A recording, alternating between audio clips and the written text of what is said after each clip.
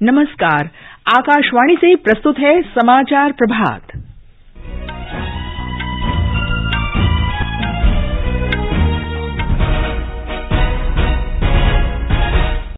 उभरते सुरक्षा परिदृश्य और अन्य मामलों पर चर्चा के लिए सैन्य कमांडरों का 5 दिवसीय सम्मेलन आज से शुरू हो रहा है। भारत की G20 अध्यक्षता के अंतर्गत दूसरे स्वास्थ्य कार्य समूह की बैठक गोवा में और प्रमुख कृषि वैज्ञानिकों का सम्मेलन आज से वाराणसी में शुरू। राष्ट्रपति द्रौपदी मुर्मू आज सुबह नई दिल्ली में राष्ट्रीय पंचायत पुरस्कार प्रदान करेंगी। बिहार में जहरीली शराब से मरने वालों की संख्या 32 हुई। मौसम विभाग ने अगले 4 दिन के दौरान पश्चिम बंगाल, बिहार और तटीय आंध्र प्रदेश में लू की स्थिति का अनुमान व्यक्त किया है। और खेलों में शैली सिंह ने भारतीय इतिहास में दूसरी सबसे लंबी छलांग लगाते हुए एशियाई खेलों के लिए क्वालीफाई किया।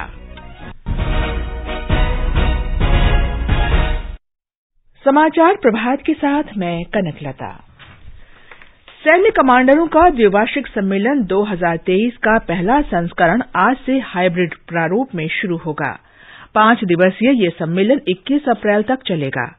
सम्मेलन के पहले दिन सैन्य कमांडर और अन्य वरिष्ठ अधिकारी वर्चुअल माध्यम से बैठक करेंगे और इसके बाद सम्मेलन में शामिल होने वाले सभी अधिकारी दिल्ली पहुंचेंगे और महत्वपूर्ण मुद्दों पर विस्तार से चर्चा करेंगे।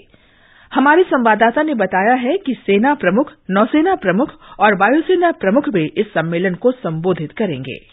सेना कमांडरों का यह सम्मेलन साल में 2 बार आयोजित किया जाता है। यह भारतीय सेना से जुड़ी नीतियों और विषयों पर विचार कर निर्णय लेने का महत्वपूर्ण मंच है। 5 दिनों तक चलने वाले इस सम्मेलन में सेना में किए जा रहे सुधारों के अलावा विशेष रूप से अग्निपथ योजना और डिजिटलीकरण की प्रगति की भी समीक्षा की जाएगी। रक्षा मंत्रालय के अनुसार सम्मेलन में मौजूदा और भविष्य में उभरने वाली सुरक्षा से जुड़ी परिस्थितियों पर गहन विचार विमर्श किया जाएगा और सेना की संचालन तैयारियों का जायजा लिया जाएगा। रक्षा मंत्री राजनाथ सिंह बुधवार को सम्मेलन को संबोधित करेंगे, जो पहली बार हाइब्रिड मोड में हो रहा है। दीपेंद्र कुमार, आकाशवाणी समाचार, दिल्ली। G20 की भारत की अध्यक्षता के तहत स्वास्थ्य कार्यकारी समूह की दूसरी बैठक आज गोवा में शुरू होगी। 3 दिन की इस बैठक में G20 के 19 सदस्य देशों, 10 आमंत्रित राज्यों और 22 अंतर्राष्ट्रीय संगठनों के 180 से अधिक प्रतिनिधि शामिल होंगे। G20 के अंतर्गत प्रमुख कृषि वैज्ञानिकों की बैठक आज से वाराणसी के होटल ताज में शुरू होगी। भारत की अध्यक्षता में हो रही G20 की बैठकों का ये 100वां सम्मेलन है। केंद्रीय मंत्री वीके सिंह प्रमुख कृषि वैज्ञानिकों की 3 दिवसीय बैठक के पहले दिन उद्घाटन सत्र को संबोधित करेंगे। हमारे संवाददाता ने बताया है कि इस कार्यक्रम में G20 सदस्य देशों के लगभग 80 विदेशी प्रतिनिधि भाग लेंगे। विभिन्न देशों के प्रतिनिधि और वैज्ञानिक इस बैठक में हिस्सा लेने के लिए काशी पहुंच चुके हैं। पूरे काशी को G20 की थीम पर सजाया गया है। इस बैठक में खाद्य सुरक्षा और पोषण, जलवायु अनुकूल कृषि, डिजिटल कृषि, सार्वजनिक निजी भागीदारी सहित कृषि अनुसंधान और विकास से जुड़े विभिन्न विषयों पर विचार विमर्श किया जाएगा। इस बैठक में एक महत्वपूर्ण प्रस्ताव पेश किया जाएगा, जिसके तहत millets and other ancient grains international research initiative भारतीय कृषि अनुसंधान परिषद के महानिदेशक डॉक्टर गौरव पाठक ने आकाशवाणी समाचार से विशेष बातचीत में बताया कि महर्षि का उद्देश्य अंतर्राष्ट्रीय पोषक अनाज वर्ष 2023 के दौरान और उसके बाद पोषक अनाजों और अन्य प्राचीन अनाजों के बारे में जागरूकता पैदा करना और अनुसंधान संबंधी सहयोग को आगे बढ़ाना है। सुशील चंद्र तिवारी, आकाशवाणी समाचार, वाराणसी। G20 डिजिटल आर्थिक कार्य समूह की दूसरी बैठक आज से 3 दिन तक हैदराबाद में चलेगी। बैठक में डिजिटल कनेक्टिविटी, कौशल, साइबर सुरक्षा और डिजिटल आधारभूत ढांचे के विकास सहित अन्य संबंधित मुद्दों पर विशेष रूप से चर्चा होगी। ये समाचार आकाशवाणी से प्रसारित किए जा रहे हैं। समाचार प्रभात में आपका फिर स्वागत है। राष्ट्रपति द्रौपदी मुर्मू आज नई दिल्ली में राष्ट्रीय पंचायत पुरस्कार सप्ताह का उद्घाटन करेंगी और उत्कृष्ट कार्य करने वाली पंचायतों को राष्ट्रीय सम्मेलन में पुरस्कार प्रदान करेंगी। इस अवसर पर राष्ट्रपति देश भर से आए 1500 से अधिक प्रतिनिधियों को संबोधित भी करेंगी। पंचायती राज मंत्रालय आज से 21 अप्रैल तक राष्ट्रीय पंचायत पुरस्कार सप्ताह का आयोजन कर रहा है। इसका आयोजन आजादी का अमृत महोत्सव के दूसरे चरण के रूप में किया जा रहा है। राष्ट्रीय पंचायत दिवस 24 अप्रैल को मनाया जाएगा। कर्नाटक के मुख्य चुनाव अधिकारी मनोज कुमार मीणा ने कहा है कि जागरूक और मताधिकार का इस्तेमाल करने वाले मतदाता लोकतंत्र को मजबूत करने में योगदान देते हैं। वे कल बंगलुरु में हैकथॉन इलेक्थॉन 2023 के समापन कार्यक्रम को संबोधित कर रहे थे। मुख्य निर्वाचन आयुक्त राजीव कुमार ने बंगलुरु यात्रा के दौरान शहरी मतदाताओं में मतदान को लेकर उदासीनता पर चिंता व्यक्त की है। 2013 के विधानसभा चुनाव में बंगलुरु में 58.3% मतदान हुआ था, जबकि 2018 के विधानसभा चुनाव में ये लगभग 54% के आसपास रहा, जो बहुत निराशाजनक था। इस मुद्दे के निवारण के लिए कर्नाटक राज्य के मुख्य निर्वाचन कार्यालय ने चुनावी भागीदारी में सुधार के लिए बंगलुरु में विभिन्न गतिविधियां शुरू की हैं। कर्नाटक के संयुक्त मुख्य निर्वाचन अधिकारी सूर्य सेन ने आकाशवाणी संवाददाता को 10 मई को होने वाले विधानसभा चुनाव के लिए बंगलुरु में मतदान प्रतिशत में सुधार के लिए किए जा रहे प्रयासों के बारे में जानकारी दी। We are reaching them in both digital media and also on door-to-door, on an outdoor campaign. So we are having stakeholders meeting through BBMP with respect to IT sectors or BT sectors, or with respect to resident welfare associations in apartments or in garment factories or in big industries or even in malls and shopping complexes. So these are the places where we can reach everybody on a person-to-person basis. At the same time, we are using the social media approach also where we can reach the masses. Bihar में पूर्वी चंपारण जिले के मोतिहारी में हुई जहरीली शराब दुर्घटना में 10 और लोगों की जान जाने से मृतकों की संख्या बढ़कर 32 हो गई है। 14 लोगों की हालत नाजुक होने के कारण मृतकों की संख्या बढ़ने की आशंका है। इन लोगों का मोतिहारी और मुजफ्फरपुर के विभिन्न अस्पतालों में इलाज चल रहा है। मोतिहारी के पुलिस अधीक्षक कांतेश कुमार मिश्रा ने कहा है कि विभिन्न पुलिस स्टेशनों के 5 एसएचओ और 9 चौकीदारों को निलंबित कर दिया गया है। इस संबंध में 108 लोगों को गिरफ्तार किया गया है और जांच के दौरान 6000 लीटर से अधिक शराब बरामद की गई है। केंद्रीय अन्वेषण ब्यूरो सीबीआई ने दिल्ली आबकारी नीति मामले में मुख्यमंत्री अरविंद केजरीवाल का बयान दर्ज कर लिया है। अरविंद केजरीवाल कल जांच एजेंसी के नई दिल्ली स्थित मुख्यालय में पेश हुए। सीबीआई ने एक वक्तव्य में कहा है कि दिल्ली के मुख्यमंत्री पूछताछ के लिए उपस्थित हुए और उनका बयान दर्ज कर लिया गया है। एजेंसी ने कहा है कि अब उनके बयान की जांच की जाएगी और उपलब्ध साक्ष्यों के साथ उसका मिलान किया जाएगा। अब सुनिए आकाशवाणी के लोकप्रिय कार्यक्रम प्रधानमंत्री की मन की बात पर आधारित विशेष श्रृंखला। आज की कड़ी में प्रस्तुत है प्रधानमंत्री का वो संदेश जिसमें उन्होंने लोगों से हथकरघा उत्पाद को बढ़ावा देने की अपील की है।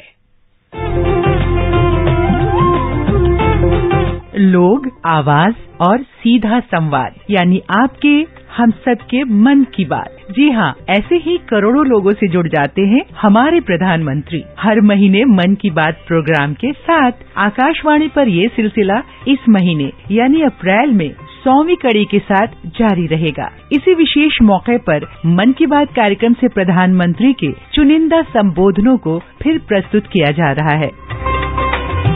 इस विशेष कार्यक्रम की 67वीं कड़ी में पेश है प्रधानमंत्री का वो संदेश जिसमें उन्होंने लोगों से हैंडलूम अपनाने की अपील की है। महात्मा गांधी की तरह हथकरघा और हस्तशिल्प को बढ़ावा देने के प्रधानमंत्री मोदी भी समर्थक हैं। जब भी मौका मिलता है, लोगों से हैंडलूम को अपनाने की अपील करने से वे नहीं चूकते। उनका कहना है कि जब हम हैंडलूम या शिल्पकारी का कोई सामान खरीदते हैं, तो दरअसल हम एक कारीगर को बढ़ावा देते हैं। 26 जुलाई 2020 को प्रसारित मन की बात कार्यक्रम में उन्होंने कुछ इसी अंदाज में हैंडलूम और शिल्पकारी को बढ़ावा देने की अपील की। भारत का हैंडलूम, हमारा हैंडीक्राफ्ट अपने आप में सैकड़ों वर्षों का गौरवमयी इतिहास समेटे हुए है। हम सभी का प्रयास होना चाहिए कि न सिर्फ भारतीय हैंडलूम और हैंडीक्राफ्ट का ज्यादा से ज्यादा उपयोग करें, बल्कि इसके बारे में हमें ज्यादा से ज्यादा लोगों को बताना भी चाहिए। भारत का हैंडलूम और हैंडीक्राफ्ट कितना रीच है, इसमें कितनी विविधता है, ये दुनिया जितना ज्यादा जानेगी उतना ही हमारे लोकल कारीगरों और बुनकरों को लाभ होगा।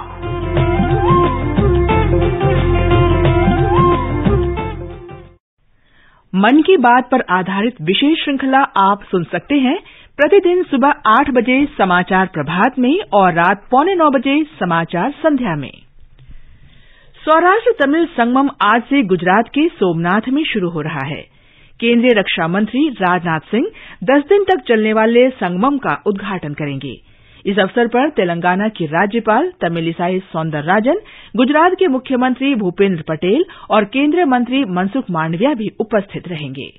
हजारों साल पहले सोमनाथ मंदिर पर महमूद गजनवी के आक्रमण के बाद सौराष्ट्र से बड़ी संख्या में लोग दक्षिण की ओर चले गए और तमिलनाडु में बस गए। उन्होंने न केवल तमिलनाडु की परंपराओं को आत्मसात किया बल्कि अपनी भाषा और परंपराओं को भी बरकरार रखा। भारत की एकता का जश्न मनाने के लिए आयोजित किए जा रहे इस सौराष्ट्र तमिल संगमम में सौराष्ट्र तमिलों को अपनी सांस्कृतिक जड़ों से फिर से जुड़ने का अवसर मिलेगा। संगमम के हिस्से रूप में प्रतिनिधि गुजरात के सोमनाथ, द्वारका और स्टैच्यू ऑफ यूनिटी जैसे विभिन्न विरासत और पर्यटन स्थलों का दौरा करेंगे और सांस्कृतिक कार्यक्रमों में हिस्सा लेंगे। प्रथम ज्योतिर्लिंग के लिए प्रख्यात सोमनाथ शहर अपने लोगों का स्वागत करने के लिए नई ऊर्जा और उत्साह से भर गया है। सोमनाथ से राजेश भजगोतर के साथ आकाशवाणी समाचार के लिए अहमदाबाद से मैं अपर्णा खून। पश्चिम बंगाल, बिहार और तटीय आंध्र प्रदेश में अगले 4 से 5 दिन के दौरान लू चलने का अनुमान है। मौसम विभाग के अनुसार पंजाब और हरियाणा में कुछ स्थानों पर अगले 2 दिन लू की स्थिति रहने की संभावना है। उत्तर पश्चिम भारत और पड़ोसी मध्य प्रदेश तथा पूर्वी भारत के ज्यादातर मैदानी क्षेत्रों में अधिकतम तापमान 40 से 42 डिग्री सेल्सियस के आसपास रहेगा। आकाशवाणी से विशेष बातचीत में मौसम विभाग के महानिदेशक मृत्युंजय महापात्रा ने लू चलने की स्थिति के बारे में बताया।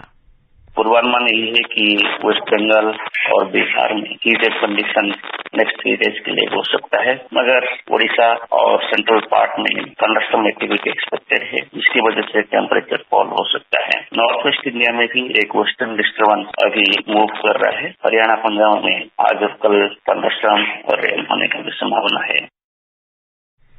केंद्रीय युवा कार्यक्रम और खेल मंत्री अनुराग सिंह ठाकुर ने इंडियन ग्रां प्री 4 में महिलाओं की लंबी कूद में जीत हासिल करने पर शैली सिंह को बधाई दी है।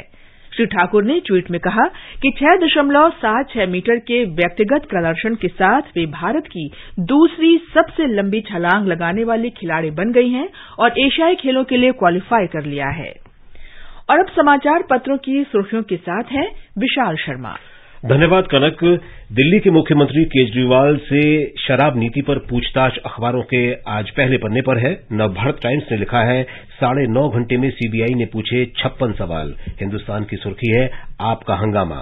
खाकी के साय में सुपुर्दे खाक हुए अतीक अहमद और अशरफ 14 दिन की न्यायिक हिरासत में भेजे गए हत्याकांड के तीनों आरोपी। जनसत्ता की पहली सुर्खी है। लोकसत्ता की टिप्पणी है 40 साल के माफिया राज का हुआ अंत। हरिभूमि ने बताया है हत्यारों ने अपराध की दुनिया में डॉन बनने के लिए डॉन को ठोका। अमर उजाला, दैनिक ट्रिब्यून, राष्ट्रीय सहारा ने हत्याकांड की जांच न्यायिक आयोग को सौंपे जाने को प्रमुखता दी है।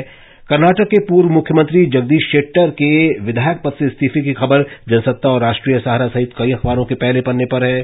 देशबंधु ने लिखा है टिकट न मिलने से पार्टी से थे नाराज। दैनिक जागरण ने महाराष्ट्र में भूषण सम्मान समारोह में भीषण गर्मी और कड़ी धूप लगने से 11 लोगों की मृत्यु की खबर सबसे ऊपर दी है। दैनिक भास्कर ने पहले पृष्ठ पर मध्य प्रदेश के पूंजी गांव की तस्वीर देते हुए लिखा है इस गांव में 150 से ज्यादा निजी तालाब, साल में 3 फसल लेते हैं किसान। जनसत्ता ने नियंत्रक और महालेखा परीक्षक की रिपोर्ट दी है खान पान से कम हुई लेकिन कबाड़ से बढ़ी रेलवे की कमाई। राष्ट्रीय सहारा ने लिखा है वंदे भारत ट्रेनें कम कर रही हैं प्रदूषण। अंत में मुख्य समाचार एक बार फिर। उभरते सुरक्षा परिदृश्य और अन्य मामलों पर चर्चा के लिए सेना कमांडरों का 5 दिवसीय सम्मेलन आज से शुरू हो रहा है। भारत की G20 अध्यक्षता के अंतर्गत दूसरे स्वास्थ्य कार्य समूह की बैठक गोवा में और प्रमुख कृषि वैज्ञानिकों का सम्मेलन आज से वाराणसी में शुरू। राष्ट्रपति द्रौपदी मुर्मू आज सुबह नई दिल्ली में राष्ट्रीय पंचायत पुरस्कार प्रदान करेंगी। बिहार में जहरीली शराब से मरने वालों की संख्या 32 हुई। मौसम विभाग ने अगले 4 दिन के दौरान पश्चिम बंगाल, बिहार और तटीय आंध्र प्रदेश में लू की स्थिति का अनुमान व्यक्त किया है। इसके साथ ही समाचार प्रभात का ये अंक समाप्त हुआ।